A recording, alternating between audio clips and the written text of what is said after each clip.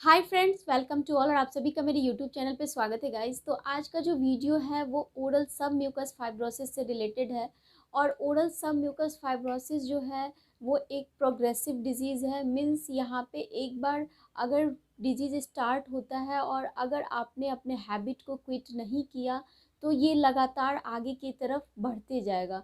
तो ये एक क्रोनिक डिजीज़ है जिसका कि आपका लंबे समय तक अगर आपकी कोई हिस्ट्री है टोबैको की या फिर बिटल नट च्यूइंग की तो आपको ये बीमारी हो सकती है। और यहाँ पे मैं बता दूँ कि जो पोटेंशियल कॉजेटिव फैक्टर माना गया है वो बिटल नट को माना गया है या फिर गुटखा। गुटखा क्योंकि गुटखा में भी जो है बारीक जो है पिसी हुई सुपारी होती है, तो गुटखा को भी जो है हमें ओरल सबम्यूकस फाइब्रोसिस में जो है बहुत ज़्यादा वो पोटेंशियल रखता है डिजीज़ को आगे बढ़ाने के लिए, डिजीज़ को प्रोग्रेसिव करने के लिए।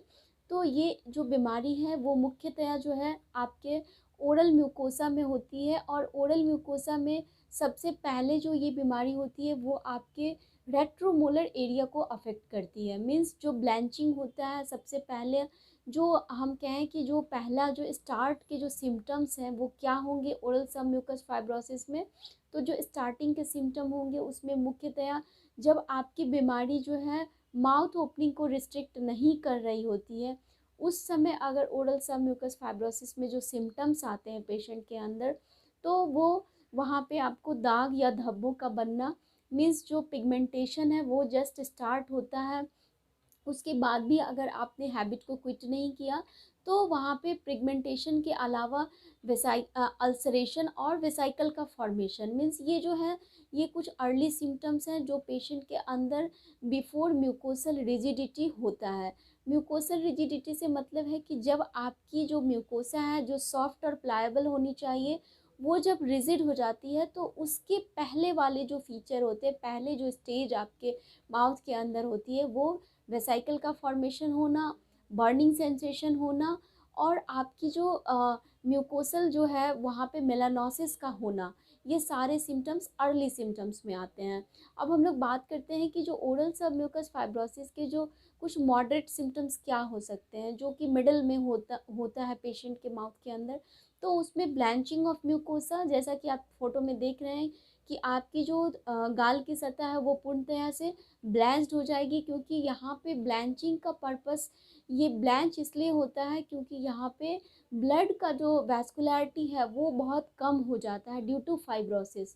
तो फाइब्रोसिस यहाँ पे इसलिए होता है क्योंकि जो आप एरेका नट यानी कि जो बिटल नट या सुपारी आप यूज कर रहे हैं उसके कारण से क्या होता है कि जो हमारे जो सुपरफिशियल लेयर है उसके जस्ट नीचे कोलेजन होता है और वो जो कोलेजन है वो लूजली अरेंज्ड होते हैं। लेकिन यहाँ पे जब हमारे फाइब्रोब्लास्ट जो कि कोलेजन को प्रोड्यूस करते हैं तो उनमें क्या होता है कि वो अपने जो है उनका जो मायोफाइब्रोब्लास्ट यानी कि जो उनके सेल्स है वो एबनॉर्मल तरीके से काम करने लगते हैं, जिसके कारण बहुत ज़्यादा मात्रा में कोलेजन का प्रोडक्शन होता है।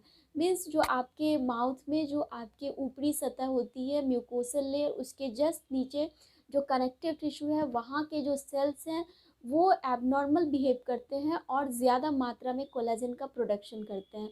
तो धीरे धीरे जो क्या होता है कि कोलेजन जो है आपस में क्रॉस लिंक्ड होना शुरू हो जाते हैं। तो जब ये क्रॉस लिंक्ड होते हैं तो वहाँ पे क्या होता है कि फाइब्रोसिस होता है। क्योंकि वहाँ पे फाइब्रोसिस डेवलप हो रहा है तो आसपास के जितने भी ब्लड वेसल्स हैं उनकी जो वैस्कुलैरिटी है वो कंस्ट्रिक्ट होती है, मीन्स लेस सप्लाई वो करेगा चारों तरफ के एरिया को। तो जिसके कारण से जो आपका म्यूकोसल जो पिंकिश जो अपीयरेंस है वो ख़त्म हो जाता है और धीरे धीरे वाइटिश अपीयरेंस हो जाता है। इस पे भी अगर आपने सचेत नहीं किया, आपने आपको लिमिट नहीं किया, आपने हैबिट को कंटिन्यू रखा, तो फिर ये जो ब्लैंचिंग है, ये जो म्यूकोसल रिजिडिटी है वो अलग अलग हिस्सों में फैलती है। तो ये अलग अलग हिस्सों में किस प्रकार से फैलेगी, तो सबसे पहले जो आपका गाल का सतह है वहाँ पे होगा।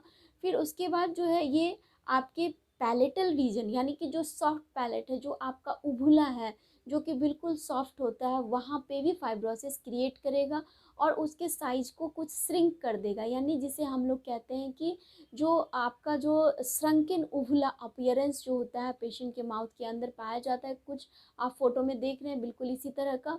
उसके अलावा जो आपका लिप है, लिप की जो लेबियल म्यूकोसा है वो भी रिजिड हो जाती है। तो ये फाइब्रोसिस का स्तर धीरे धीरे बढ़ते चला जाता है और आपके जो डिजीज़ की जो प्रोग्रेशन है वो आगे की तरफ जो है माइल्ड से मॉडरेट और मॉडरेट से एडवांस की तरफ जाता है। तो जो फुल्ली डेवलप जो ओरल सबम्यूकस फाइब्रोसिस है उसमें ब्लैंचिंग इन सारे सतहों पे पाया जाता है।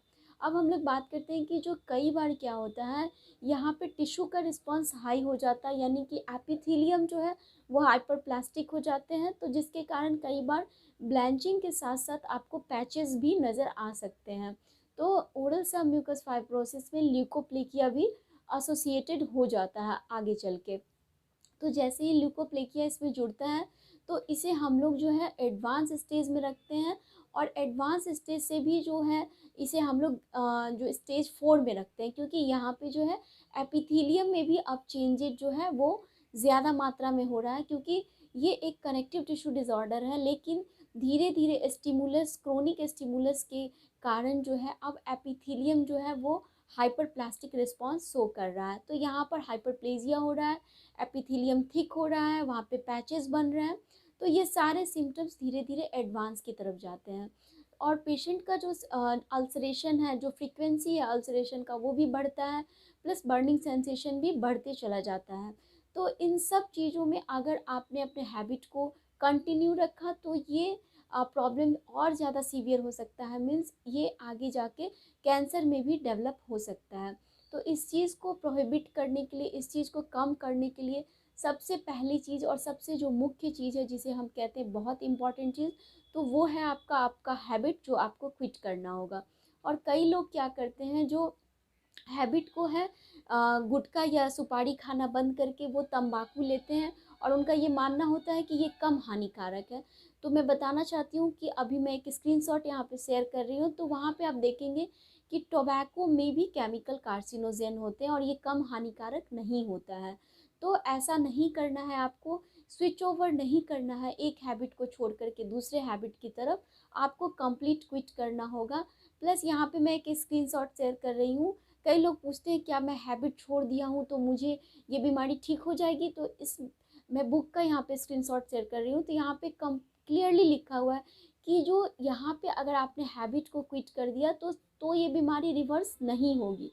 आपको प्रॉपर मेडिकेशन चाहिए, प्रॉपर आपको इलाज लेना चाहिए, फिर ये बीमारी धीरे धीरे से रिवर्स होगी। और उसका भी एक स्टेज होता है कि अगर आप मॉडरेट केस ऑफ ओएसएफ की बात करें, यानी कि मॉडरेटली एडवांस्ड ओएसएफ जो है वो रिवर्सिबल हो सकती है, लेकिन अगर ग्रेड आगे निकल गया है तो वो रिवर्सिबल नहीं होगी। यानी कि अगर आपके माउथ के अंदर पैचेज हैं तो पैचेज का एक्सीजन कराना चाहिए, रिमूव करवाना चाहिए और फर्दर ट्रीटमेंट आपको लेना चाहिए। तो फॉलो अप ट्रीटमेंट में आपको रहना चाहिए, क्योंकि ये एक प्रोग्रेसिव और स्कारिंग डिजीज़ है। तो आपको इसके लिए ज़्यादा ये नहीं सोचना है कि वेट एंड वॉच करते हैं, मैंने हैबिट छोड़ दिया तो मेरी ये बीमारी ठीक हो जाएगी इटसेल्फ, तो ऐसा नहीं है। तो और होम रेमेडी में आप अच्छे से डाइट लें, जैसे कि मैंने बताया कि फ्रूट्स एंड वेजिटेबल, मैंने पहले भी वीडियो बना रखा है इस पर, तो आप चाहें तो मेरे जो है डेंटल फैक्ट रिलेटेड इन्फॉर्मेशन वाले प्लेलिस्ट में जाके आप ओरल सबम्यूकस फाइब्रोसिस से रिलेटेड वीडियो देख सकते हैं। तो उम्मीद करती हूँ कि ये वीडियो आपके लिए हेल्पफुल रहा होगा। Thank you so much for watching and if you like please share and subscribe my channel. Thank you.